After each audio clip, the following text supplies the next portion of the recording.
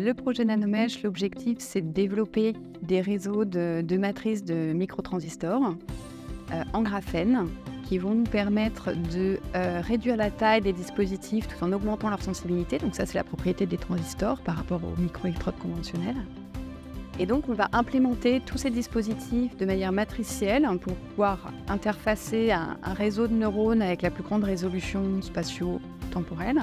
Et donc, ces réseaux de neurones modèles, on va venir mesurer leur activité électrique ici à l'Institut Nez. Et ça va nous permettre d'aller voir des signaux au sein de la cellule, donc à des échelles subcellulaires, pour pouvoir suivre la propagation, par exemple, de potentiels d'action, comment cette information elle est traitée par le corps cellulaire et comment elle va être émise ou pas à travers l'axone. Il y a deux applications potentielles qui sont visées dans le projet Nanomesh. Ils sont une application, ce qu'on appelle in vitro, et une autre in vivo.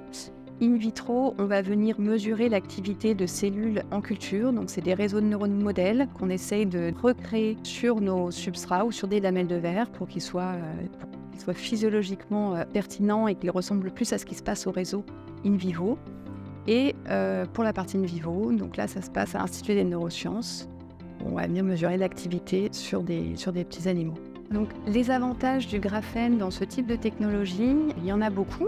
Le premier, c'est qu'on arrive à faire des dispositifs qui sont actuellement plus sensibles que ce qui pouvait se faire avant en silicium.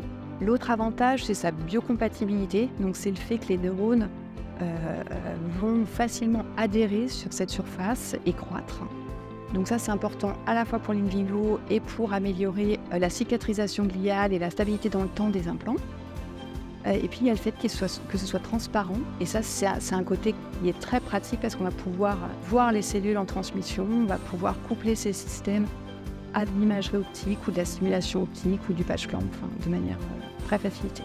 Ce qui a motivé tous ces travaux, c'est vraiment d'aller sonder l'impact de mécanismes microscopiques ou des échelles ou de phénomènes qui se passent à des échelles nanométriques sur l'activité globale des réseaux. Et c'est comme ça qu'a émergé le projet Nanomesh. Nous sommes ici à l'Institut des neurosciences de Grenoble, connu ici sous le nom du GIN, sur la plateforme IRM qui est gérée par IRMAGE. Donc en fait, au GIN, on va tester la partie in vivo de l'implantation des électrodes développées par Cécile. Ces électrodes ont pour but finalement d'enregistrer l'activité des neurones, donc pour pouvoir affiner et bien permettre un meilleur développement de ces électrodes en fonction de nos attentes en termes de signal qu'on peut obtenir de la part de ces électrodes, comment on les implante, est-ce que c'est facile de les implanter ou pas. On va les tester sur des rats. En tant que neuroscientifique, l'intérêt de ce type d'électrodes, c'est que elles vont nous permettre d'enregistrer l'activité d'une structure sur un espace beaucoup plus large en profondeur en obtenant un signal qui soit similaire à ce qu'on peut obtenir avec une seule électrode. L'intérêt également, c'est que du coup, ces électrodes pourront être adaptées. Donc le nombre de points d'enregistrement pourra être adapté en fonction de la largeur de la structure. Et puis, par-dessus tout, c'est une électrode est IRM compatible. Les matériaux lui permettent de faire des acquisitions IRM sans déformer les images obtenues et de pouvoir en fait comparer des résultats IRM avec ceux qu'on obtient à l'échelle neuronale en électrophysiologie. D'un point de vue neuroscientifique, les réseaux qui nous intéressent sont impliqués dans le développement des symptômes de douleur de la maladie de Parkinson.